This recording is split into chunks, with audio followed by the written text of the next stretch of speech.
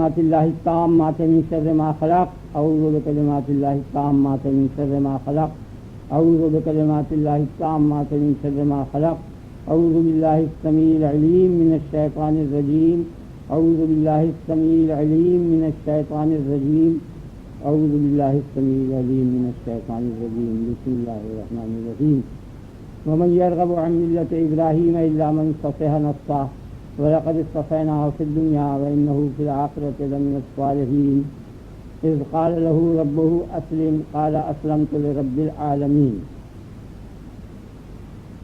ومن يرغب عن ملة إبراهيم آج کی آیت لگی ومن يرغب عن ملة إبراهيم کس کو رغبت کے بعد اگر ان آتا ہے تو اس کے معنی نفرت سے ہوتے ہیں. کس کو نفرت ہے اور کراہت ہے دین ابراہیم سے, کون ہے ایسا شخص؟ کوئی نہیں. الا من صفح نفسہ بجز اس شخص کے کہ جو اپنے نفس کو بھول گیا. وَلَقَدِ اصْطَفَيْنَاهُ فِي الدُّنْيَا ہم نے ابراہیم کو دنیا میں منتخب کیا تھا. وَإِنَّهُ فِي الْآخِرَةِ لَمِنَ الصَّالِحِينَ اور بے شک وہ آخرت میں صالحین میں سے, البتہ صالحین. اذ قال له ربه اسلم جب کہا اس سے اس کے رب نے اسلام لا, قال اسلمت لرب العالمین ابراہیم نے کہا کہ میں رب العالمین کے لیے اسلام لیا. یہ سب آیت کا ترجمہ صاف ہو گئی. اب یہاں غور کرنے کی باتیں ہیں. من یرغب عن ملت ابراہیم, یہ ان کا لفظ آتا ہے نا اکثر آپ نے خطبے میں سنا ہوگا, نکاح من سنتی فمن رغب عن سنت. تو رغبت کے بعد سی آتا ہے تو اس کے معنی ہوتے ہیں رغبت کے, اور ان آتا ہے تو اس کے معنی نفرت کے ہوتے ہیں. یہ ہوگا کراہت سے. ملت ابراہیم سے کس کو کراہت ہو سکتی ہے؟ بھلا استفہام انکاری ہے, یعنی اس سے انکار نہیں ہونا چاہیے. اور اگر ہوگا کوئی ایسا شخص تو وہ وہی ہوگا کہ جو اپنے نفس سے فقیہ النفس ہوگا, جو اپنے نفس سے جاہل ہوگا. اب ایک چیز یہاں مجھے غور کرنے کی, آپ غور کیجیے کہ یہ ملت ابراہیم چیز کیا ہے. ملت محمد صلی اللہ علیہ وسلم بعینہ ہی ملت ابراہیم اگر ہے تو آپ ناسخ نہیں ہیں تمام شرائع کے, لیکن آپ نے یہ دعویٰ کیا کہ میں تمام شریعتوں کا ناسخ ہوں. تو خواہ وہ ملت ابراہیم ہو یا ملت عیسیٰ ہو یا ملت موسیٰ ہو یا کسی کوئی بھی ملت ہو, جتنی ملتیں تھیں آسمانی, ان سب کو آپ نے منسوخ کر دیا. پھر یہ ملت ابراہیم چیز کیا ہے؟ ملت ابراہیم سے مراد اگر بالکل دین اسلام ہے, دین ابراہیم اصولاً اور فروعاً, تو ملت ابراہیم کی تو منسوخ ہو چکی, اس لیے اب ملت ابراہیم کی ترغیب دینی, منسوخ شدہ چیز کی ترغیب دینی ہوگی. اور اگر ملت ابراہیم سے مراد توحید اور عدل و مکارم اخلاق اور اصول شریعت مراد ہیں, یعنی شرائع منسوخ ہو گئے ہیں مگر اصول جو کہ کیوں باقی ہیں, یہ عام طور پر چلا آ رہا ہے, تمام اوپر سے چلا آ رہا ہے کہ شریعت تو منسوخ ہو گئی ہے لیکن ایمانیات جو ہیں توحید اور معاد وغیرہ اور یہ جتنے مسائل ہیں یہ سب مشترکہ ہیں, یہ تمام انبیاء کا دین ہے. یہ شہرت ہے, میں تو اس سے متفق نہیں ہوں, صرف میں, اور باقی کسی نے اس سے اختلاف نہیں کیا. جب وہ دینی منسوخ ہو گیا تو اصول ہو یا فروع ہو وہ سب منسوخ ہو گیا. ایک اس چیز یہ نئی بات ہے جو آپ کے سامنے میں بیان کر رہا ہوں. یہ تمام اہل اسلام کا عقیدہ یہ ہے, تمام علماء اسلام کا, اہل اسلام نہیں, اکثر جو ہمیں معلومات ہوئی ہے کہ توحید کے متعلق کہ یہ تو منسوخ نہیں ہے, یہ تمام انبیاء کے ہیں. توحید ہے, عدل ہے, مکارم اخلاق ہیں, بعث ہے, حشر و نشر ہے, یہ تمام مسائل جو کہ تم ہیں کوئی فرق. باقی اعمال جو شریعت جو ہیں وہ بے شک منسوخ ہو گئے ہیں. حلال و حرام وغیرہ جو کچھ چیزیں ایسی تھیں جو یہاں حرام ہیں وہاں حلال تھیں, کچھ ایسی ہیں جو وہاں حرام تھیں یہاں حلال ہیں.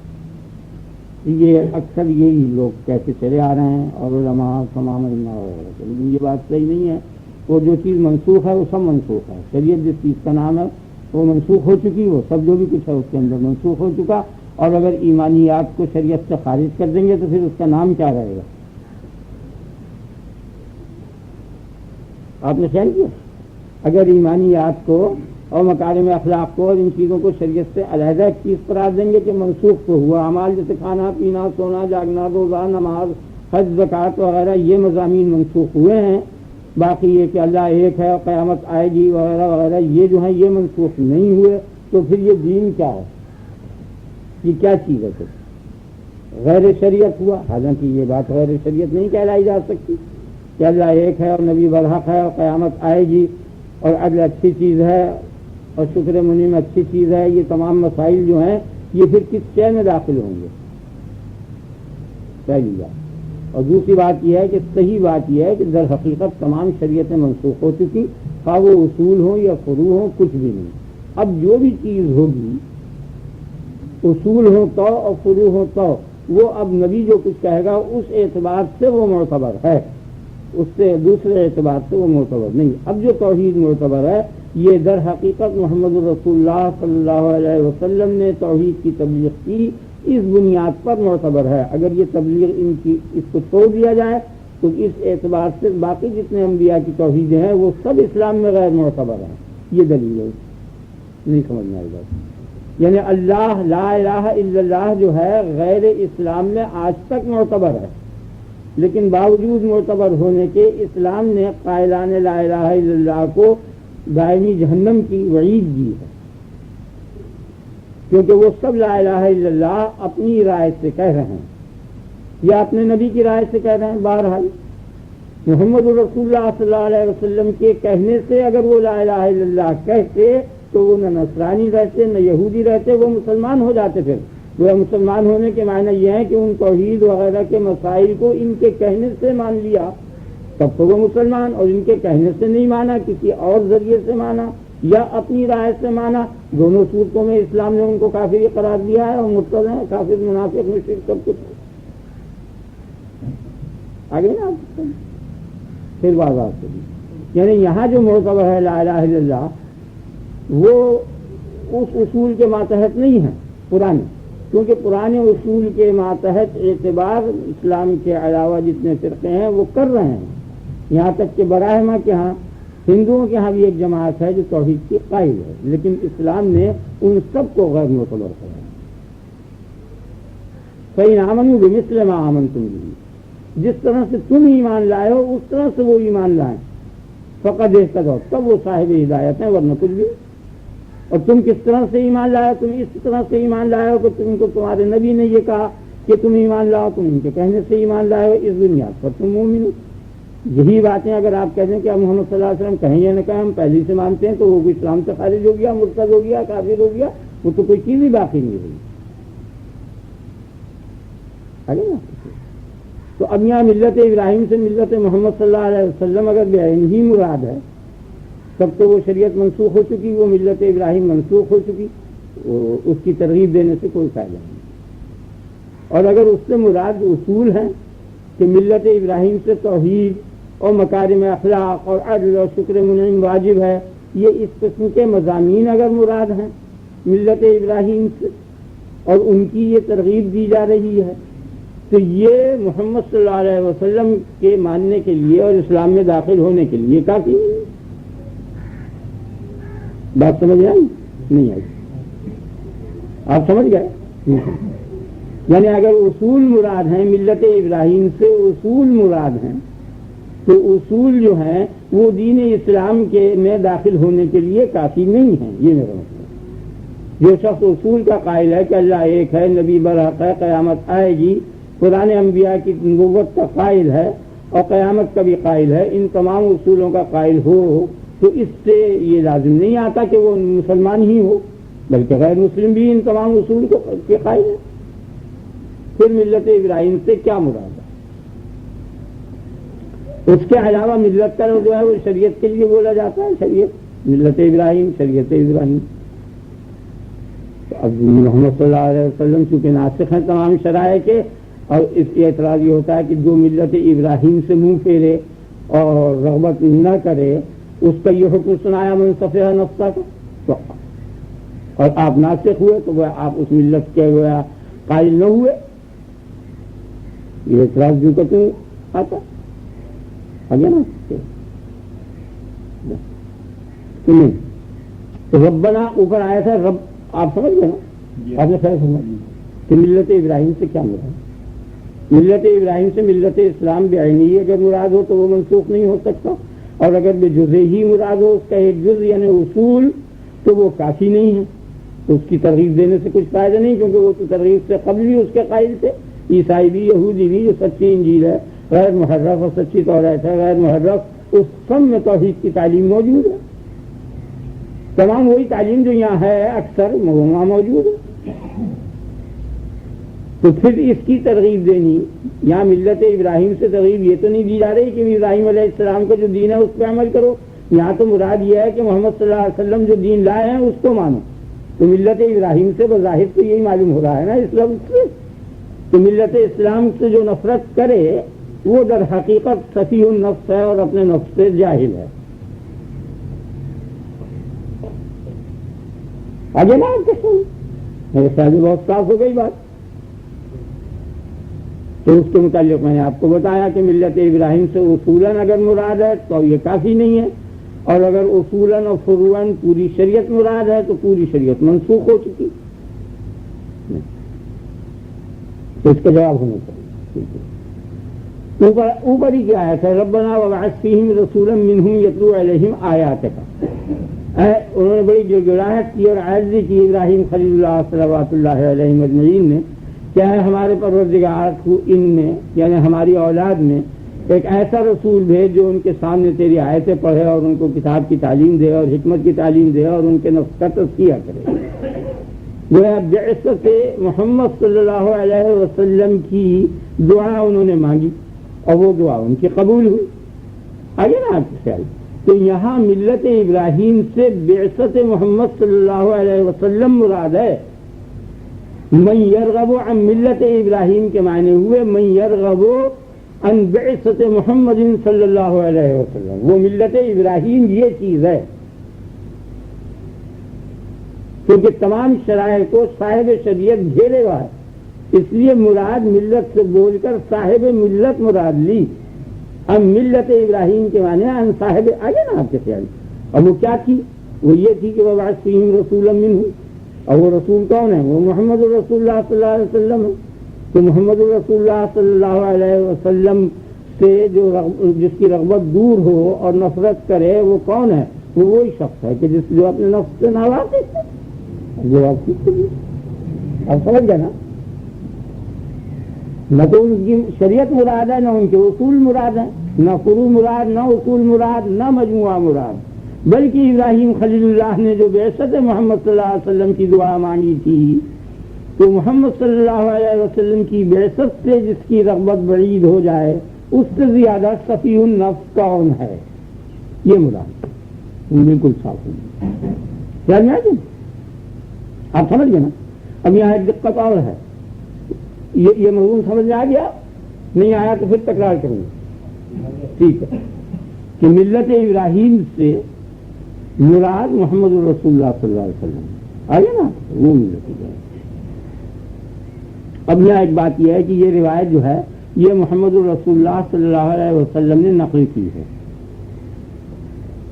حضرت ابراہیم خلیل اللہ۔ تو یہودی اور نصرانی یہ کہہ سکتے ہیں نا کہ انہوں نے یہ بعثت کی دعائی نہیں مانگی، کہ تو یہ نقل کر رہے ہیں، ہم کو براہ راست اس کی اطلاع نہیں پہنچی۔ آپ نے خیال کرنا تو دین اسلام کی قبولیت موقوف ہو گئی اس روایت پر، اور اس روایت کی صداقت موقوف ہو گئی محمد صلی اللہ علیہ وسلم پر۔ آگے نا آپ یعنی محمد صلی اللہ علیہ وسلم کی نبوت سے اس روایت پر موقوف ہو گئی کہ یہ جو انہوں نے ابراہیم خلیل اللہ سے روایت کی ہے، اور اس روایت کی صداقت محمد صلی اللہ علیہ وسلم پر موقوف ہو گئی۔ اگر وہ سچے نبی ہیں تب تو یہ روایت سچی ہوگی، اگر محمد صلی اللہ علیہ وسلم سچے نبی ہیں تو یہ روایت سچی ہے، اور اس روایت کا سچا ہونا موقوف ہے اس بات پر کہ محمد صلی اللہ علیہ وسلم سچے ہو، تو دور لازم ہے۔ آپ سمجھ گئے نا؟ اور ہو سکتا ہے کہ یہ بھی اعتراض اس میں کہ اس روایت کو صحیح بھی اگر تسلیم کر لیں تو یہ کوئی ضروری بات نہیں ہے کہ وہ جس شخص کے لیے دعا مانگی ہے وہ شخص یہی ہے۔ انہوں نے ایک شخص کے لیے دعا کی ہے، روایت مسلم لیکن جس شخص کی طرف منسوخ کی جا رہی ہے ہو سکتا ہے کہ وہ شخص نہ ہو، کوئی اور ہو، جب اتنے کئی ہزار برس کے بعد وہ دعا قبول ہوئی آگے نا، تو ہو سکتا ہے کہ اور 1000-2000 برس لگ جائے اور پھر ان کی ضروریت میں سے کوئی اور شخص ہے۔ بات سمجھ میں آ گئی نا؟ نہیں تو ٹھیک ہے، یہ بات آپ سمجھ گئے نا؟ تو اگر یہ روایت صحیح نہ ہوتی اور غلط ہوتی تو فوراً توریت اور انجیل سے معارضہ ہوتا کہ آپ یہ کہتے ہو کہ انہوں نے یہ دعا کی تھی کہ ان میں ہماری ذریت میں، میری ذریت میں یا ہماری ذریت میں اسماعیل ابراہیم خلیل اللہ کی ذریت میں نبی بھیج۔ یہ روایت اگر غلط ہوتی تو وہ فوراً توریت پیش کر دیتے کہ توریت میں کہیں یہ روایت نہیں ہے اور فوراً معارضہ ہوتا۔ آپ نے خیال کیا کہاں ہے ابراہیم خلیل اللہ نے کہاں دعا کی؟ یہ توریت موجود ہے، یہ تمام دعائیں ان کی موجود ہیں، تمام تعلیمات توریت میں موجود ہے، آپ کے متعلق کچھ بھی نہیں۔ اب سمجھ گیا نا؟ ذہن میں بیٹھ گیا نا اچھی طرح سے؟ معارضہ نہیں کیا بلکہ چپکے ہو کے عنادن بیٹھ گئے، اس سے پتہ چل گیا کہ وہ روایت چونکہ تھی اور اسے دشمنی کی وجہ سے چھپا رہے۔ اب یہ کہ وہ شخص جس کے لیے دعا کی ہے وہ آپ ہی ہیں، یہ کیسے پتہ چلا؟ اس کے واسطے ظہور معجزہ کافی ہے، اس کی ضرورت نہیں ہے۔ ان کی اولاد میں سے جو صاحب معجزہ ہے بس وہی نبی ہے۔ معجزے نے، شق القمر نے اور قرآن نے اور اخبار بالغیب نے اور تمام بے شمار معجزات نے اس کی تائید کر دی کہ وہ معین رسول اور موعود رسول یہی دونوں باتوں کو دے۔ بات سمجھ آ گئی؟ میرے خیال میں بڑی واضح ہو گئی ہے۔ من یرغب عن ملت ابراہیم، اس کے معنی آپ کی سمجھ میں آ گیا۔ اب یہاں ایک باریک بات ہے، بہت دقیق بات ہے، اسے غور کرنا چاہیے۔ یہ تو تھوڑا سمجھ آ گیا نا ملت ابراہیم کے معنی؟ اب یہ فرمایا وَإِلَّا مَنْ صَفِحَ نَفْسَهُ، جو اپنے نفس سے جاہل ہے وہ گویا محمد رسول اللہ صلی اللہ علیہ وسلم اور دین حق کیا ہے؟ محمد رسول اللہ، وہ اس سے گویا بیزار ہوگا۔ تو اب جو شخص اپنے نفس سے واقف نہیں ہے وہ بیزار ہوگا، اور جو شخص اپنے نفس سے واقف ہے وہ بیزار نہیں ہونے کا مطلب یہ۔ تو اب اس ربط کو سمجھنا ہے کہ یہ بیزاری جہالت نفس پر کیوں کر مرتب ہے۔ جو شخص جاہل ہے نفس سے وہ قطعی دین حق سے بیزار ہو گیا۔ آگے نا آپ پہلے نفس کے معنی سمجھ لو اور پھر اس کے بعد یہ بات سمجھ میں آئے گی کہ نفس چیز کیا ہے۔ ایک تو نفس کا لفظ بولا جاتا ہے شہوت اور غضب کے مجموعے پر۔ یہ فلاں شخص بڑا نفس پرست ہے، اس کے معنی یہ ہے کہ بڑا شہوت پرست ہے اور غضب پرست ہے، غضبناک جلد ہو جاتا ہے اور ہر وقت خواہش بدنی کے پیچھے پڑا ہوا ہے۔ ایسے شخص کو بھی نفس کی حالت کو نفس کہتے ہیں، اسے نفس پرست۔ نفس کے کیا معنی ہوئے؟ شہوت اور غضب کا مجموعہ، یہ نفس کہنا آگے نا کیا۔ اور ایک نفس وہ شے ہے کہ جس میں یہ صفت موجود ہے، شہوت اور غضب کی صفت کا حامل اٹھانے والا ایک وہ شے ہے۔ جیسے اخرجوا انفسکم، ان کے نفسوں کو نکالو، نکال دو، ہمارے حوالے کرو اپنے نفس کو، یعنی نفس بمانا روح، اور وہ شے جس شے کی طرف آدمی اشارہ کرتا ہے میں کے ساتھ کہ میں نے یہ کھایا، میں نے یہ کیا، میں نے یہ کیا، میں وہاں سوچا، یہ علم مجھے حاصل ہوا، میں وہاں گیا، وہ میں کے جو معنی ہے وہ بھی نفس کہلاتا ہے۔ وہ اصطلاح جو ہے وہ عام طور پر صوفیوں کے ہاں کی ہے اور یہ اصطلاح شرعی ہے کہ نفس بمانا روح،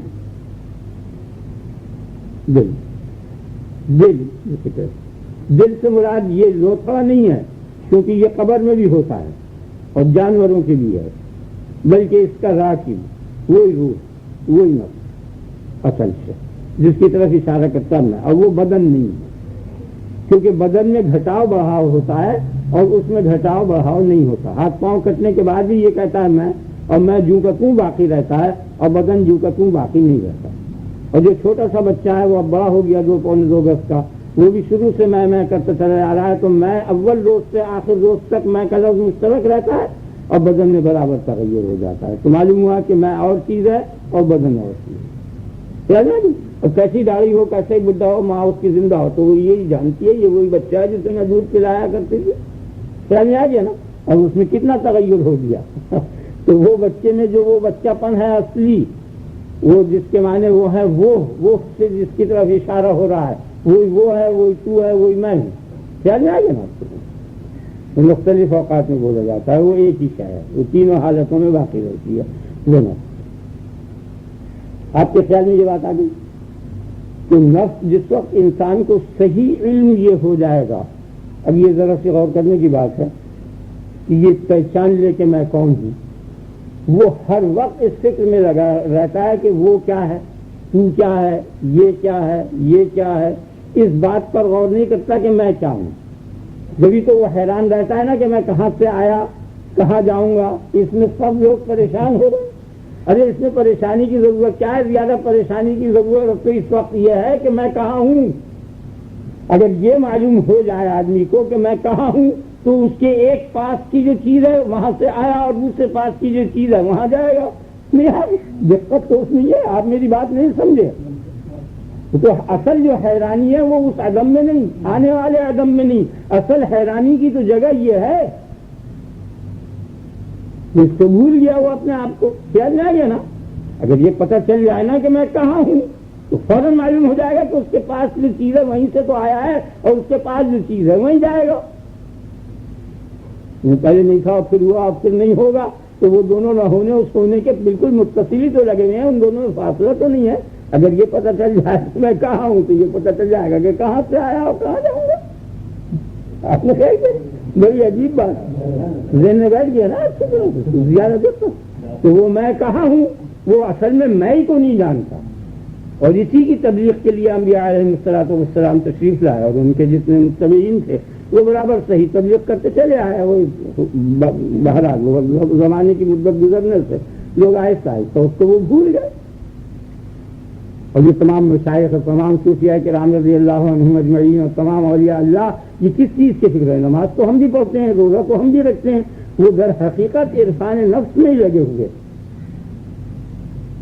کیونکہ اس کو یہ بالکل لازم ہے. اب تو مشقت کرنی پڑتی ہے, نماز کو جانے میں دقت ہوتی ہے, پریشانی ہوتی ہے, گرا ہوتا ہے, اور اگر گرا بھی نہ ہو تو ایک رسم ہوتی ہے. جیسے بے بھوک کھانے کا ٹائم ہو گیا, وہ کھانا کھا لیا, بھوک نہیں, برابر آدمی کھا رہا ہے, پی رہا ہے, سو رہا ہے, جاگ رہا ہے, کوئی خاص اس میں کیفیت نہیں رہتی. خیال جائے گا نا. اس طریقے پر نماز روزہ کچھ لوگ کر لیتے ہیں, لیکن اگر صحیح معرفت ہو جائے اور پھر جو نماز ہوگی تو وہ در حقیقت نماز ہوگی. یہ نماز کی رسم ہے, وہ نماز حقیقی ہے.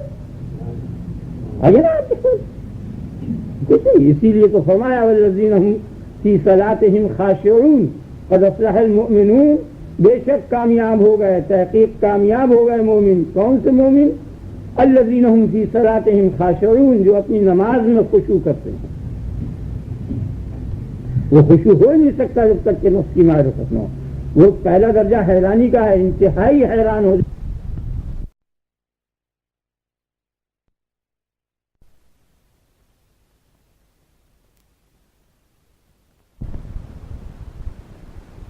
جائے گا جس وقت اپنی معرفت ہوگی پریشان ہو جائے گا. چلنا چاہیے کہاں عقل میں بات آئے. اب دیکھیں نا, آنکھ سے برابر ہر شے کو دیکھ رہا ہے, لیکن کسی ٹائم بھی اسے یہ نصیب نہیں ہوا کہ آنکھ اپنے آپ کو دیکھتی. کبھی نہیں دیکھ سکتی, محال, ناممکن ہے. اور جو چیز دیکھ رہی ہے وہ شبیہ ہے. اگر وہ کوئی چیز دیکھتی بھی ہے آئینے میں تو وہ در حقیقت یہ آنکھ تو نہیں ہوتی, اس کی مشابہ ایک شے ہوتی ہے آئینے کے اندر, اس کو دیکھتی ہے. یہ آنکھ ناتنگ چہرے کو جب آپ دیکھیں گے نا تو وہ در حقیقت آئینے میں تو یہ نہیں ہوتا. یہ تو اس کے ایک مشابہ چیز ہے. وہ باریک بحث ہے کہ کیا چیز ہوتی ہے, اس کی یہاں ضرورت نہیں بیان کرنی. بہرحال اپنے آپ کو نہیں دیکھتا. کتنی غفلت پڑی ہوئی ہے. آگے نا یہی حال عقل کا ہے, ہر شے کو سوچ رہی ہے, ہر مسئلے میں خدا کی ذات و صفات میں بحث کر رہا ہے, تمام کائنات میں بحث کر رہا ہے, لیکن اس کو بالکل کبھی یہ نصیب نہیں ہوا کہ وہ عقل جو دیکھتی کہ میں کیا ہوں. وہ عقل کیا ہے؟ عقل خود غیر معقول ہے. ہر اشیاء کو تو وہ معقول کر رہی ہے اور خود غیر معقول ہے. خیال نہیں دینا چاہیے. اور وہ عقل کا جو محل ہے اسی کا نام نفس ہے. تو جو نفس سے واقف ہو جائے گا وہ ان تینوں کیفیتوں سے واقف ہو جائے گا. خیال جائے گا, شہوت سے بھی, غضب سے بھی, عقل سے بھی, پھر ان تینوں کی خلقت اور پیدائش کی حکمتوں سے بھی واقف ہو جائے گا. آگے نا آپ کے خیال میں، کیونکہ یہ شہوت اور غضب بیکار تو نہیں ہے جیسے ایک جماعت نے اس کو بیکار قرار دے دیا. آپ نے خیال کیا نا جیسے یہ بہت بڑا وہ ہوتا ہے تمورا یا ڈرام، اس میں 2 نل لگا دیے جاتے، تو اب وہ جو 2 نل لگے ہوئے ہیں وہ بیکار تو نہیں ہے، وہ پانی نکالنے کے لیے ہیں اور اوپر کا حصہ کھلا رکھا جاتا ہے، وہ بھرنے کا ہے. تو ایک طرف سے بھرا جاتا ہے اور 2 طرف سے نکالا جاتا ہے. تو طریقہ اس کا یہ ہوا کرتا ہے کہ جب پانی بھرا ہوا ہو تب اس ٹوٹی کو کھولو، اور جو پانی بھرا ہوا نہ ہو تو نہ کھولو. نہیں آیا آپ کے خیال؟ ذہن میں بیٹھ گیا نا آپ کے قسم. تو یہ 2 نل تو کھولنے کے لیے لگا دیے ہیں، شہوت و غضب، اور ایک اوپر کا حصہ جو منہ کھول رہا ہے وہ عقل سے اسے وہ بھرنے کے لیے لگا دیا ہے. ادھر سے معرفت بھری جائے گی اور ادھر سے یہ خارج ہوتا چلا جائے گا. خیال میں آ گیا نا؟ ذہن میں یہ تینوں قوتیں اس میں رکھ دی. تو جس وقت نفس کی صحیح معرفت ہو جائے گی تو بالکل، چونکہ نفس جو ہے وہ پرتو ہے، جس طرح یہ پرتو ہے، آپ دیکھ رہے ہیں یہ ذل، یہ اس چمک کا جو سطح پر پڑ رہی ہے زمین پہ، اس کی یہ ذل ہے، چمک نہیں ہے. یہ اس کے بالکل تابع ہے. آگے نا آپ کے خیال؟ اور وہ در حقیقت جو ہے وہ پرتو ہے سورج کا، اور یہ اس کا ذل ہے. اب سورج کے جاتے ہی وہ ذل، وہ پرتو بھی جائے گا اور یہ ذل بھی جائے گی. آگے نا آپ میری بات سمجھ گئے نا؟ اگر سورج چھپ جائے تو وہ جو سطح پر چمک پڑ رہی ہے وہ بھی جاتی رہے گی، اور اس چمک کی جو یہ ذل ہے یہ بھی جاتی رہے گی. بالکل اندھیرا ہو جائے گا، کچھ بھی پتہ نہیں چلے گا.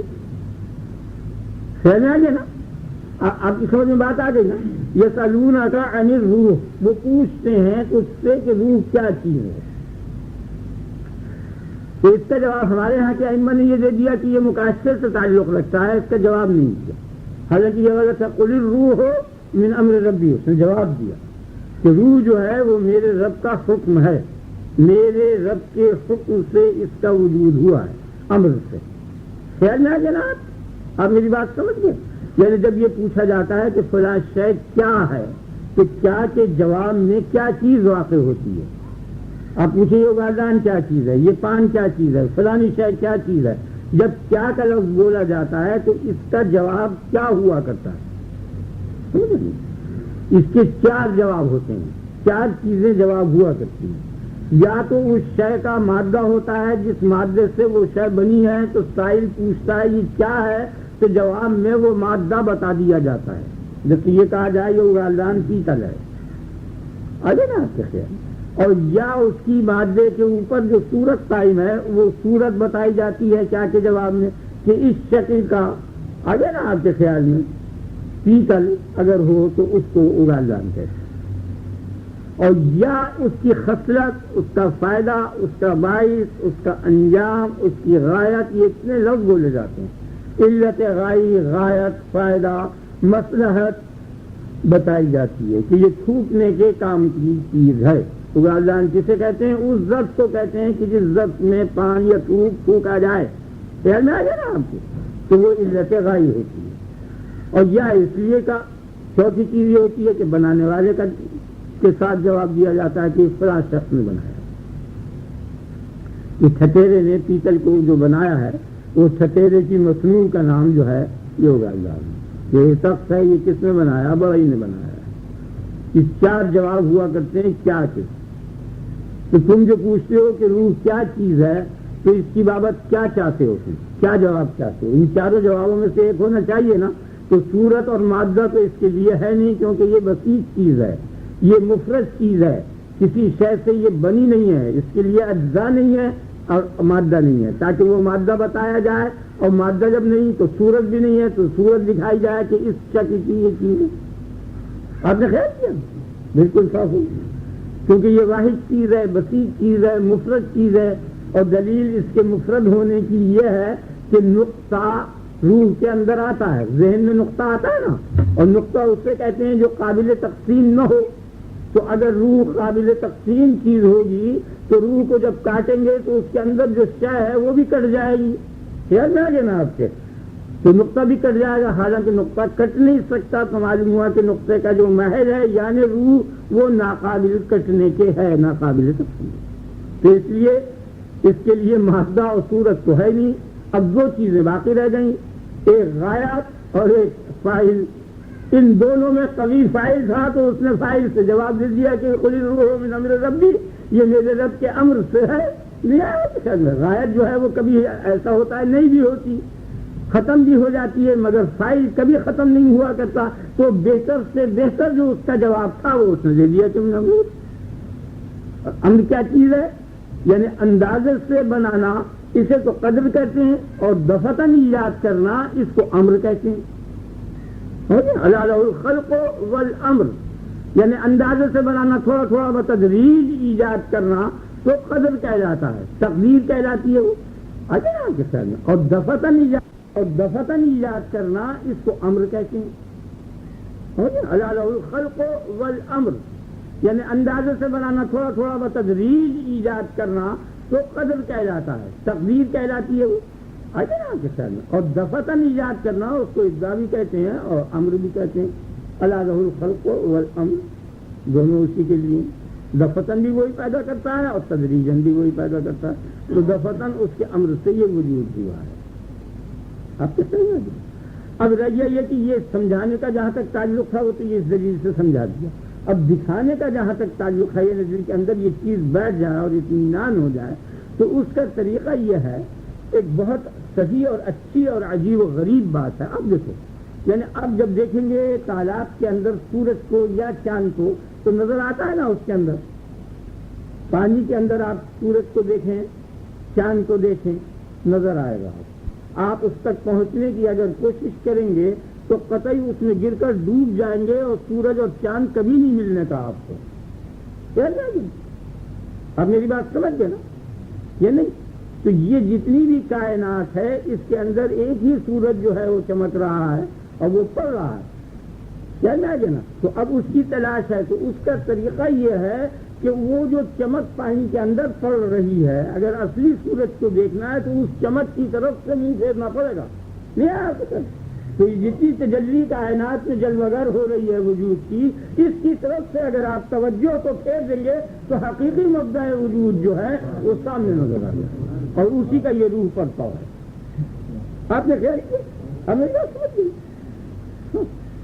وہ جو طغیانی ہے، پانی کی روانی ہے، وہ یہ سب ذریعات ہیں. یہ اتنی تزئینیں ہو گئی ہیں کہ یہ محاسن، یہ حسن، یہ چیزیں میں اس جال میں پھنس گیا ہے اور ادھر سے منہ نہیں پھیرتا.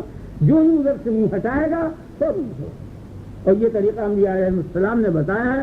اگر انسان اپنی طبیعت سے نفس کشی کرے گا وہ غیر معتبر، کوئی فائدہ نہیں ہونے کا. یہاں تو یہ نقصان کہ ان لذتوں سے محروم ہو جائے گا، ماں یہ نقصان کہ کسراب بقیت یحسبہ الزمان ماء فلما جاءہ لم یجدہ شیئا، جب وہاں پہنچے گا تو اس کا کچھ بدل نہیں. اگر اپنی رائے سے نفس کشی کرے گا یا برابر روزے رکھے گا، فاقے کشیاں کرے گا، نکاح کو ترک کرے گا، بہرحال جتنی آسائشیں اگر اپنی رائے سے یہاں ترک کر دے گا تو یہ ظاہر ہے کہ یہاں تو ہو ہی گیا وہ بدنصیب، محروم نعمت دنیاوی سے. اور معیوب بدنصیب ہوا کہ جب اس کو دور سے وہ نظر آ رہا ہے پانی، اور جب قریب پہنچے گا تو وہ سراب ہے، ریتا، وہاں کچھ بھی نہیں ملے. اب اس کے اندر ایک راز کی بات ہے وہ میں بتا دیتا ہوں آپ کہ اس میں کیا دھوکہ لگا ہے. یہ اہل مشقت اور اہل مجاہدے کو، یہ قدماء یونانیوں کے بھی ہے اور تمام عیسائیوں کے بھی اور ہر ہندوؤں کے بھی ہے، سب وہ سمجھے نہیں بات کو. آپ میری بات سمجھو.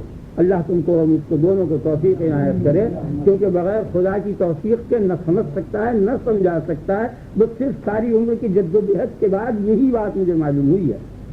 50 برس کے مسلسل تجربے سے یہ پتہ چلا ہے. کچھ بھی کر لو، بہت تجربہ کیا میں نے، بہت سوچا، بہت غور کیا، بہت کم اس زمانے میں لوگوں نے سوچا. آپ کو میں بات بتاؤں، یا اللہ یہ بھی سمجھ. اور مجھے آپ غور کیجیے اور بڑے زور سے ایک چٹکی لیا آپ اپنی دوائیے رو آپ لیجیے چبوئیے رو، مسلو گوشت کو بہت زور سے مسلو، اب دکھنے لگے گا یا نہیں دکھا تو مسل سے نہیں آپ سمجھ گئے نا. دکھنے لگے گا، پکڑ جائے گا، نشان پڑ جائے گا، لیکن کچھ گرا نہیں معلوم ہوگا آپ کو.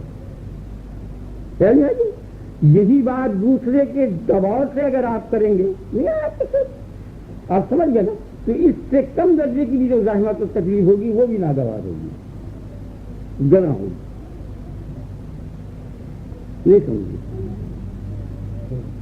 یعنی آپ اپنے منہ کو زور سے تماچا مار لیجیے، یہاں شرم آتی ہے، اندر جا کے مار لیں زور سے دبا کے، کچھ بھی نہیں معلوم ہونے کا، اور کوئی ندامت نہیں ہونے کی، اور کوئی بے عزتی نہیں ہونے کی، اور وہ دکھ ضرور ہوگا تو اسے آپ سہ لیں گے، اپنی رائے سے کیا ہے نا، اپنے نفس تو نفس کشی یعنی شہوت کو ترک اگر اپنی رائے سے کر دیا، جیسے کھانا نہیں کھایا اپنی رائے سے، کچھ بھی تکلیف ہوئی، گرانی نہیں ہوئی، اور جو کچھ اس میں مشقت ہوئی اسے آپ نے برداشت کر دیا، لیکن کسی نے دبا کے اور کھانا نہیں دیا تو اس وقت کتنی مصیبت ہو گئی، یہ گر گئے آپ جیل میں یا کسی جگہ یا کسی اور روک سے کہ نہیں کھاؤ گے تمہارے نہیں کھانے دیتا، تو اس وقت نہ کھانے کی جو تکلیف ہوگی وہ اس نہ کھانے کے مقابل میں بہت اہم ہوگی۔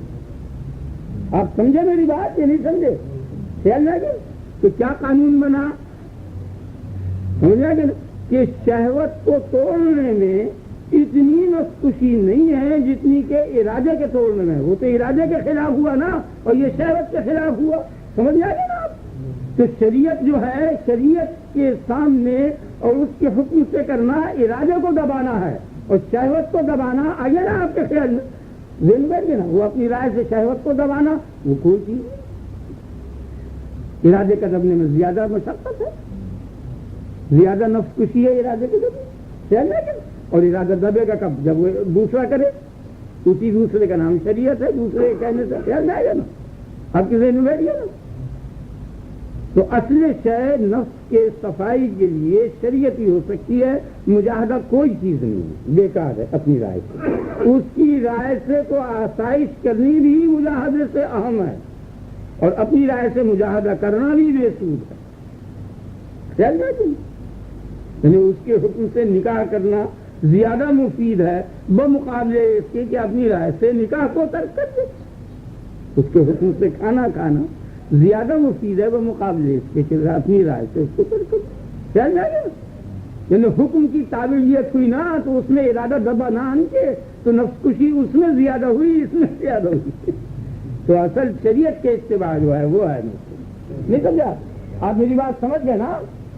بڑی عجیب بات ہے، اگر نہیں سمجھے تو پھر میں دوبارہ دوہرا دوں، کیونکہ مجھے رنج ہوتا ہے کہ بات بہت بڑھیا بات ہے، بہت قیمتی بات ہے، یعنی آج تک کسی شخص نے یہ نہیں کیا شریعت کی افضلیت میں طریقت پر، جو میں نے آپ کے سامنے بات بتا دی ہے کہ شریعت ہی افضل ہے، طریقت مجاہدہ وغیرہ کوئی چیز نہیں ہے، کیونکہ اس میں ارادہ دباؤ کھا رہا ہے، ارادے پر اثر پڑ رہا ہے، شریعت سے ارادہ دب رہا ہے، امر الہی سے دب رہا ہے، نہیں آیا آپ کے خیال میں؟ اور یہاں ارادے جو ہے اس میں نفس پرستی ہو رہی ہے، ارادے کے مطابق نفس کشی ہو رہی ہے، وہ مباحث مسرت ہو رہا ہے، تو حقیقی نفس کشی نہیں ہوئی، حقیقی نفس کشی جب یہ ہوئی جب دوسرے سے پیٹے، نہیں آیا آپ کے خیال میں؟ اپنے آپ کو پیٹے خود بھی، چاقو بھی مار لے تب بھی کچھ نہیں رنج ہونے کا، نہیں آیا آپ کے خیال میں؟ اور دوسرے کا معمولی تھپڑ، معمولی نشان، معمولی گالی، معمولی کین بھی بری لگے گی، وہ زیادہ گراں ہے، آپ کی سمجھ میں بات آ گئی نا؟ بس اب آپ غور کیجیے، تو جس وقت بھی نفس کو پہچان لے گا فوراً اپنے رب کو پہچان لے گا، من عرف نفسہ فقد عرف ربہ، اب یہ مضمون مرتب ہے، غور کرنے سے سمجھ میں آئے گا، کہتے ہیں جس نے بھی اپنے نفس کو پہچان لیا تو وہ فوراً ہی اس کا جو مزہ ہے ادھر نظر پڑے گی، یعنی ضیاء کو دیکھ کر اور روشنی کو دیکھ کر روشن کی طرف نظر جائے گی، تو جس نے اپنے نفس کو پہچان لیا وہ فوراً اپنے رب کو پہچان لیا، اور اسی کے متعلق فرمایا لا تکونوا کالذین نسوا اللہ، مت ہو ان لوگوں جیسے کہ جو بھول گئے اللہ کو، فانساہم انفسہم، اس کی سزا ان کو یہ ملی کہ اللہ نے ان کو ان کے نفسوں سے بھلا دیا، یعنی وہ اپنے آپ کو بھول گئے، یعنی نسیان رب جو ہے وہ علت بن گیا نسیان نفس کا، اب سمجھ، نسیان رب سبب بن گیا نسیان نفس، گیا سزا ملی نا وہ، اب اسی کو اگر آپ الٹ لیں، اگر کوئی حکم ثابت ہو تو دونوں کی نفیوں کو الٹ بدل کر کے اگر الٹیں گے تو وہ ایک ہی شے بن جائے گی، اب اس کو کیا خطابت میں لائیں گے آپ؟ اس کو تو نقل ہی کرنا پڑے گا، جو اس فن کو نہیں جانتا وہ نہیں سمجھے گا. جیسے دودھ سفید ہے یہ حق ہے بات, خیال میں آ گیا نا. تو جو شاید سفید نہیں ہے وہ دودھ نہیں ہے, یہ الٹا ہوا اس کا. یہ سورج روشن ہے, جو شاید روشن نہیں ہے وہ سورج نہیں ہے. آپ کی سمجھ میں آ گیا نا. اس کو ایک لفظ میں ادا کر دیتے ہیں, اس کا نام ہے عکس نقیض. تو اب یہ کہاں خطابت میں آئے گا؟ یہ تو سمجھایا جائے زبان سے, یا بہرحال اس میں کتنا بھی کھول سکتے ہیں, کھول لیں گے. تو اب نسیان کی جو ضد ہے اور نفی ہے وہ عرفان ہے. جب نسیان رب علت ہے نسیان نفس کی, تو عرفان نفس علت ہوا. عرفان رب کی تو من عرف نفسہ فقد عرف ربہ ثابت. خیال میں آ گیا نا, آپ سمجھ گئے نا, بالکل صاف ہوگی. جس نے اپنے رب کو جان لیا, سمجھ آ گیا, اپنے نفس کو جان لیا, اس نے اپنے رب کو جان لیا, اور یہ بالکل ظاہر چیز ہو گئی. اور جس نے اپنے رب کو جان لیا, انما یخشی اللہ من عبادہ العلماء, جو اللہ کے بندے اللہ سے ڈرتے ہیں, انما یخشی اللہ من عبادہ العلماء, اللہ سے بندوں میں سے جو اللہ سے ڈرنے والے ہیں وہ کون ہیں؟ وہ عالم ہیں. جو اپنے رب کو جان لے گا وہ اپنے رب سے ڈرے گا. رہ جائے گے اچھی طرح. اور یہ ڈر کس قسم کے ہیں؟ یہ دو قسم کا ڈر ہوتا ہے نا. ایک تو جیسے شیر سے ڈرتا ہے آدمی, تو اس لیے نہیں ڈرتا وہ کہ یہ مجھے حکم دے گا, یا میری مذمت کرے گا, یا لعنت کرے گا, یا گرفتار کر کے کہیں جیل میں بھیجے گا. شیر سے ڈرتا ہے آدمی, نہیں ڈرتا. آگے نا آپ کو, ایک تو پولیس سے ڈرتا ہے, حاکم سے ڈرتا ہے, یہ اور ڈر ہے شیر سے, چیتے سے, اور ان ہیبت ناک چیزوں سے ڈرنا. خیر نہیں نا, وہ اس کی جلالت سے ڈرتا ہے. آپ سمجھ گئے نا اچھی طرح, اس کی جلیل ہونے کی حیثیت سے اور کبیر ہونے کی حیثیت سے ڈرتا ہے, اس کی کبریائی سے ڈرتا ہے. خیال نہیں, آپ سمجھ گئے نا. چنا اسے اگر بندی کر دیا جائے اس کے سیخوں کے اندر, اور تب بھی پھر سے دور سے دیکھ کے بچے کو کہتے ہیں پیچھے رہو پیچھے رہو, تو وہ حالانکہ وہ سمجھتے ہیں کہ یہ کچھ نہیں کر سکے گا, لیکن اس کی باوجود اس کی جلالت جو ہے, اس کی تاب نہیں ہوتی, تو کمزور قلبوں کو, بچوں کو, عورتوں کو پیچھے ہٹا دیتے ہیں. آپ نے دیکھا نا یہ سب اس کی ہے. اب یہ کیا بات ہے, یہاں غلطی ہو رہی ہے. وہاں صورت یہ ہوتی ہے کہ اگر آپ جنگل میں چلے جائیں, دو آدمی ساتھ ساتھ, اور کسی گھاٹی پر سے یا پہاڑ کی نوک پر سے یا کسی اور ایسی جگہ پر گزر رہے ہیں, یہ دامن کوہ میں سے, اور ایک شخص آپ کا ساتھی یہ کہ شیر, تو فوراً جو کی ڈھیلی پڑ جائے گی اور اسحال شروع ہو جائے گا. یہاں ٹھیک ہے نا. اور یہاں آپ اللہ کہیں تو کچھ بھی نہیں, سب سن رہے ہیں, ہنس رہے ہیں, دیکھ رہے ہیں. آپ سمجھ گئے نا, نہیں آیا آپ کے خیال میں؟ آپ بات سمجھ گئے نا. تو چونکہ یہ شہوت اور غضب کا جو شور و شغب ہو رہا ہے, اس میں جو اللہ کا لفظ بولا جائے گا تو یہی ہنسیاں اڑیں گی, نہ سنی جائیں گی, کوئی اثر نہیں ہونے کا. لیکن اگر دل کو سناٹا کر دیا جائے اور جنگل بنا دیا جائے اور شہوت اور غضب سے اس کو خالی کر دیا جائے, ان تمام چیزوں کو, پھر اگر اللہ کہے گا تو جس طرح وہاں جنگل میں سناٹے میں شیر سے ڈر جاتا ہے, یہاں بھی ڈر جائے گا. غور کرو, اللہ تعالیٰ آپ کو, مجھ کو, دونوں کو توفیق عنایت. بات سمجھ میں آ گئی نا.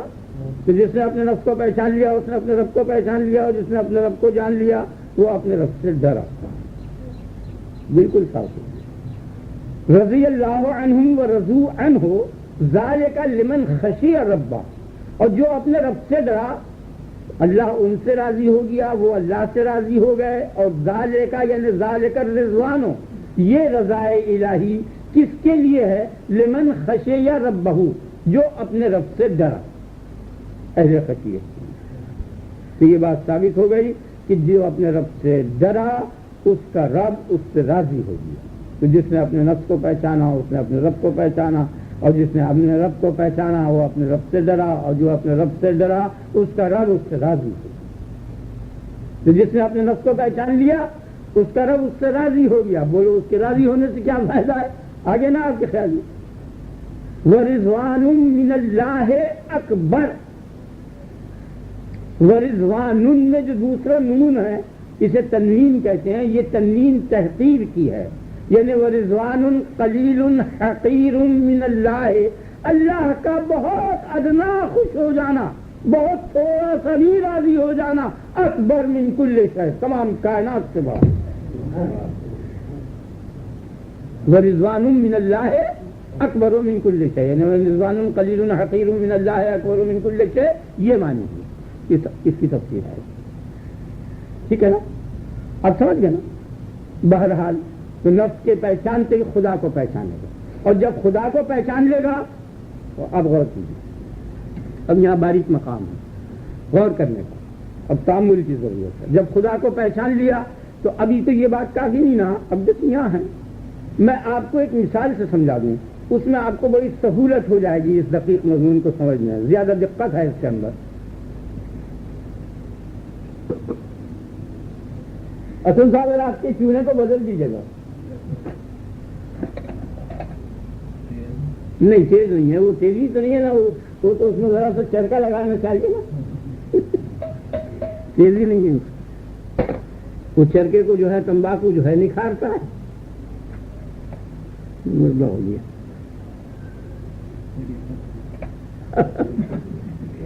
وہی تمہیز ہے.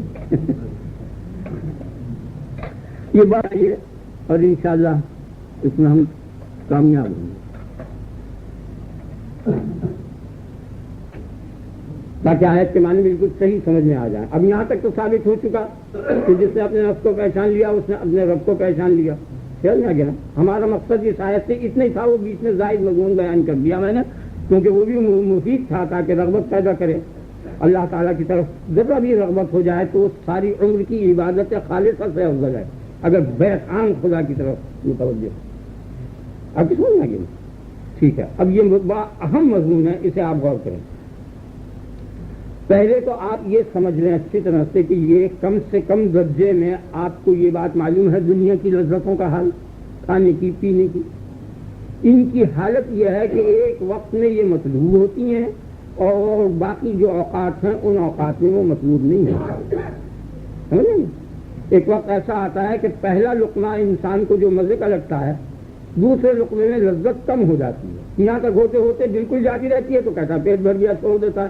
وہ اصل میں لذت کی کمی ہوتی ہے، نہیں سمجھا؟ اور وہ لذت خبر دیتی ہے مناسبت کا کہ اندرونی اجزاء کے اتنی غذا مناسب ہے.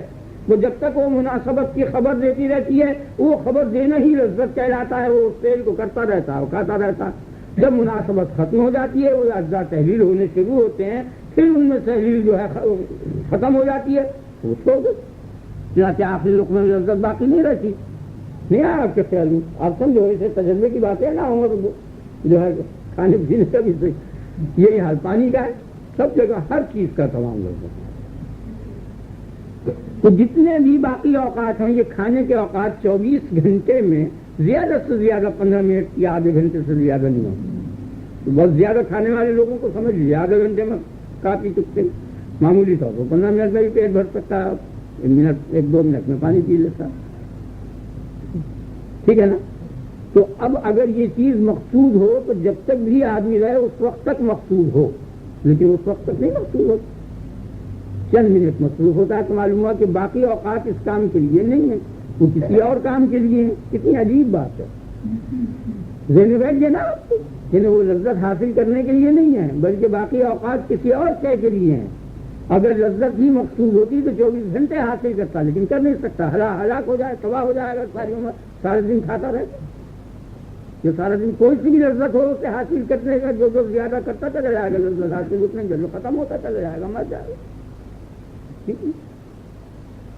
تو معلوم ہو گیا کہ یہ لذت مقصود نہیں ہے. سمجھ میں آ گیا نا؟ بالکل صاف ہو گیا. اور بین دلیل اس کی یہ ہے کہ اگر یہ مقصود انسانی ہوتی تو انسان کے ساتھ مخصوص رہتی، غیر انسان میں نہ پائی جاتی.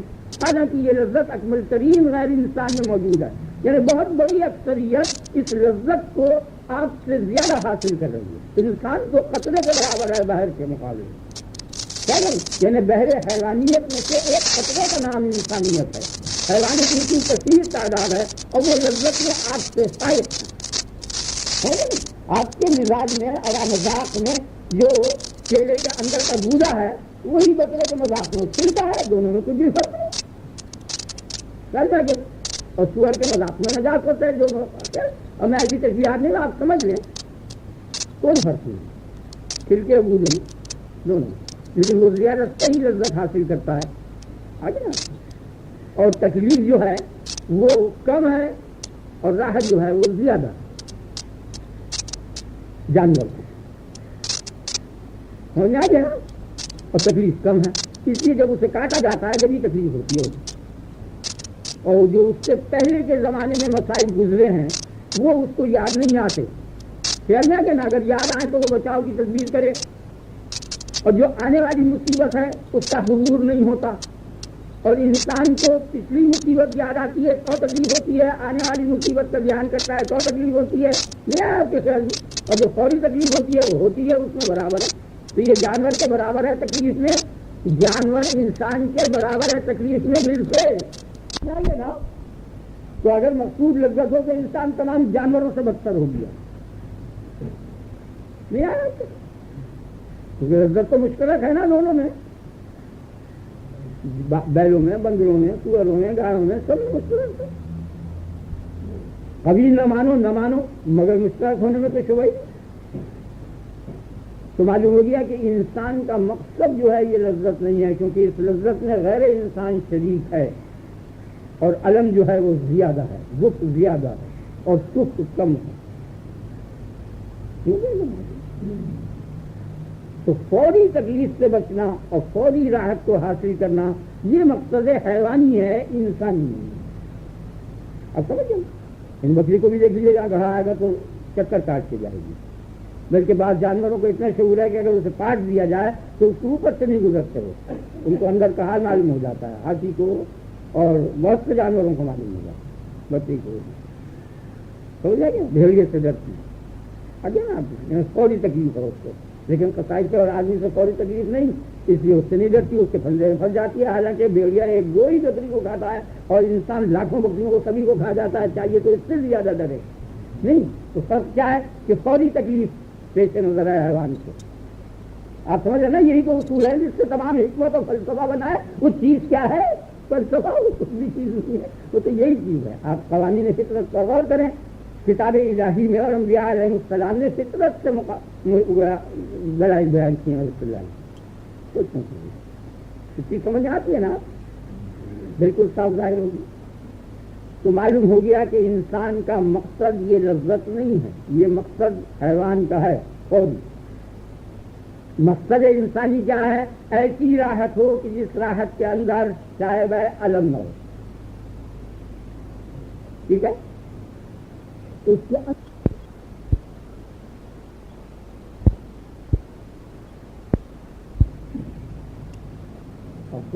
اب میں جس چیز کو دیکھیں گے سب سے پہلی چیز حیات ہے، حیات کی حیثیت کیا ہے؟ یعنی ممات کو آراستہ اور پیراستہ کر کے حیات بنایا ہے، اگر اس کے اندر ممات مضمر نہ ہوتی تو کبھی بھی نہ مرتا، یہ سمجھتا ہے باہر سے موت آئے گی، فلان سے آئے گی، وہ موت تو اس حیات کے اندر ہے، کس مغالطے میں لگا ہوا ہے، نہیں آیا، وہ جس طرح سے تو بھاگ رہا ہے ادھر حقیقت تیرے اندر موجود ہے، اس لیے بچ ہی نہیں سکتا، کیونکہ جتنے بھی مہلک چیزیں ہیں، تلوار کے کاٹنے سے بچ جائے گا، اوپر سے گر پڑے تو بچ جائے گا، ڈوب جائے تو بچ جائے گا، گاڑو آدمی ڈوبتے ہیں اس میں کچھ لوگ بچ بھی جاتے ہیں کنوؤں میں، دریاؤں میں نکلتے، موت کے جتنے بھی اسباب ہیں اور تکلیف کے ان سب میں نجات ممکن ہے، لیکن موت قطعی واقع ہے، نہیں آیا آپ کے تو معلوم ہوا کہ یہ جینا جو ہے در حقیقت یہی سب سے بڑا دشمن ہے، یہی موت تک لے جائے گا، اس کے اندر پھنا ہے موت۔ صحت ہے کیا چیز ہے؟ کچھ بھی نہیں، مرض کو آراستہ کر کے صحت بنا دی گئی ہے، حقیقت میں صحت نہیں ہے وہ، ورنہ کبھی بھی بیمار نہ ہو، صحت کے اندر ہی تو ہے نا مرض، آپ سمجھ گئے نا، یعنی ہر سکھ کے اندر دکھ مضمر ہے، یہی وجہ ہے کہ چند منٹ کے لیے اسے حاصل کر کے چھوڑ دیتا ہے، اگر اس کی ذات سے ہوتی سکھ تو کبھی نہ چھوڑ، آپ سمجھ گئے نا، بمقابلے بقا کے یعنی تمام اشیاء کو دیکھیے، یعنی بقا ہر وقت مطلوب ہے، کھائے پیے جائے آئے کچھ بھی کرے، ہر صورت میں باقی رہنا چاہتا ہے، مرنا نہیں چاہتا، سمجھ آ گیا نا، تو حقیقی سبب جو ہے، حقیقی جو چیز ہے مطلوب وہ بقا ہے، تو کون سی راحت کہ جس راحت کے اندر صاحب علم نہ ہو، اور فنا جو ہے اور اختتام جو ہے وہ بڑا علم ہے، یہ جو چیز ختم ہو جائے اور مٹ جائے اور چھن جائے تو کس کام ہے، تو سب سے بڑا علم اس سے تو یہ ہے کہ نہ ہو، یعنی پیدا ہو کر مر جانے سے تو یہی بہتر تھا نا کہ نہ پیدا ہوتا، وہ زیادہ بہتر تھا کہ موت کی تکلیفوں سے بچتا اور یہ معاملہ بالکل صاف ہو گیا۔ اب آپ غور کر کے دیکھیں، یہاں تک تو سمجھ آ گیا نا؟ تو مقصود انسانی کیا ہوا؟ ایسی راحت کہ جس راحت کے اندر شائب الم اور دکھ نہ ہو، اور ایسی راحت یہاں کائنات میں کسی جگہ موجود نہیں ہے۔ آپ جس جگہ چاہے چلے جائیں، یعنی اگر آواگمن حق ہو تو جو یہاں ہے وہ وہاں ہو رہا ہے، یعنی مرنے کے بعد انسان بنے تو جو جس کی حالت ہے وہ اس کی حالت، اور جو نیچے گیا تو اور بدتر ہو گیا، لہٰذا تناسق بھی باطل ہو گیا۔ آپ میری بات نہیں سمجھے، آپ نے خیال ہوگا، یعنی اگر اس بدن کو چھوڑ کر دوسرے بدن میں چلا گیا تو جو موجود بدن ہے یہ زیادہ قوی اور اچھا معلوم ہوتا ہے نا، وہ مقابلے اس کے کہ دوسرے میں جائے۔ اگر وہ انسان میں گیا تو جو اس انسان کا حال ہے وہ اس کا جو یہاں تکلیف تھی وہ ہوا، اور جو اور نیچے کے جنم میں چلا گیا تو اور بدتر ہو گیا۔ تکلیف ہی تکلیف ہے، اور مقصد انسانی راحت خالصہ تھا وہ کسی طرح سے بھی نہیں ملتا۔ زیادہ آواگمن اور تناسق بھی باطل ہو گیا اس دلیل سے۔ یہ بڑی بڑھیا دلیل ہے جو میں آپ کی سامنے نہیں ہے، میرا مقصد اس طرح تناسق کا اطلاع نہیں ہے، باقی بات سمجھ رہے ہیں آپ کہ آپ کہیں بھی چلے جاتے، سوچ میں ہوں، راحت میں ہوں، کسی چیز میں بھی ہوں، کوئی سب جنم اور جون اختیار کریں، سب جگہ یہ بھی سمجھ لیں۔ تو معلوم ہو گیا کہ مقصد انسانی جو ہے اس کائنات میں کسی ذات میں متحقق نہیں ہے۔ تو اب اس کی تھوڑی صورتیں ہیں یا تو اس کا کوئی مقصد ہی نہیں۔ آپ غور کیجیے، اب نتیجہ نکالنا شروع کرتے ہیں۔ یا تو ہے نہیں، تو یا تو اس عالم کے باہر ہے اور یا ہے ہی نہیں، دو صورت ہے۔ اگر یہ کہا جائے کہ نہیں ہے کوئی مقصد اور یہ سب بامقصد ہیں اس کے علاوہ، یہ سب اپنی مرادوں کو پہنچ چکے، تو یہی ایک نامراد رہا کہ تمام کائنات کا سب سے بدتر انسان ہوا اور کل کائنات اس کا افضل ہو گئی، لیکن کوئی انسان اس کے لیے تیار نہیں۔ تمام انسانی فطرت جو ہے اس پر اجماع کر رہی ہے کہ انسان تمام چیزوں سے افضل ہے، تو اس افضلیت کا ظہور یہاں ہو نہیں رہا۔ تمہاری مہر کے مبدأ ظہور افضلیت اس عالم سے باہر ہے، وہ راحت خالصہ یہاں موجود نہیں ہے، وہ دوسرے عالم میں ہے۔ اس عالم سے باہر ایک اور عالم ہے، اس کے اندر موجود ہے۔ اگر وہاں بھی موجود نہ ہو اور یہاں ہے ہی نہیں تو گویا انسان تمام کائنات سے بدتر ہو گیا نا۔ اب کی سمجھ میں بات آ گئی ہے؟ نہیں آئی، ٹھیک ہو گیا نا، لیکن بدتر نہیں ہے تو رابط ہونا چاہیے، وہ مقصد جو ہے دوسرے جہان میں، تو اب اس کا پتہ کیا آپ کے خیال۔ اب دوسری جگہ کا جو حال معلوم ہوگا اس کی چار ہی صورتیں ہو سکتی ہیں، کہ یا تو خود وہاں جا کے دیکھے، یا اس مکان والا یہاں آن کے خبر دے، یا یہ اپنے کسی آدمی کو بھیجے یا وہ اپنے کسی آدمی کو بھیجے، نہیں آیا، یا تو یہ خود جا کے تحقیق کرے یا اپنے آدمی کو بھیج کے تحقیق کرائے، یا وہ دار خالصہ والا جو ہے مالک اس کا وہ آن کے اطلاع کرے، نہیں آیا، یا اس کا کوئی فرشتہ آن کے اطلاع کرے۔ چار ہی صورتیں ہیں، پانچ کوئی صورت، تو خود جا نہیں سکتا تو اس کا آدمی بھیجا ہوا کیا جائے گا، یہ دونوں شخصیں ختم ہوئی، خیال میں آ گیا نا۔ اور چونکہ یہ ہے خالص، یہ جو ہے یہ بہت ننھی سی چیز ہے، اس کے اندر وہ اتنی بڑی چیز اس کی نہایت نہ ہو وہ آ نہیں سکتی، یہ خود نہیں جا سکتا، اس کا آدمی نہیں جا سکتا۔ اس دار کا صاحب جو ہے اتنا وسیع اور کبیر ہے کہ وہ اس میں سما نہیں سکتا، تو تینوں چکے بات نہیں لے گا، اس کا آدمی آئے گا، اسی کا نام رسول ہے، نہیں آئے گا وہی رسول اللہ ہے، آگے نا آپ کیا ہے، وہ اپنے آدمی کے ہاتھ کہلا کے بھیجے گا کہ دیکھو یہ نعمتیں ہیں، یہ چیزیں ہیں، یہ ہوگا یہ ہوگا، خیال میں آگے نا۔ اسی لیے کہا قدر اللہ حق قدر ہی اللہ علیہ وسلم کہ ان کو اللہ کی کچھ بھی قدر نہیں کی، دعویٰ کر رہے ہیں یہودی اور نصرانی کے ہم اللہ کے بندے ہیں اور توراۃ اور انجیل پر عمل کر رہے ہیں، اور اس کے ساتھ یہ کہہ رہے ہیں کہ اللہ نے کسی بشر پر کچھ نہیں اتارا، تو منکر نبوت نے در حقیقت خدا کی تعظیم و تکریم و قدر نہیں کی، بیکار کر دیا ہو۔ سمجھ آ گیا نا؟ تو جس نے اپنے رب کو پہچانا اس نے اپنے رب کو پہچانا، اور جس نے اپنے رب کو پہچانا اس نے رسول اللہ کو پہچانا، نہیں آ گیا، اور یہی مقصد اگر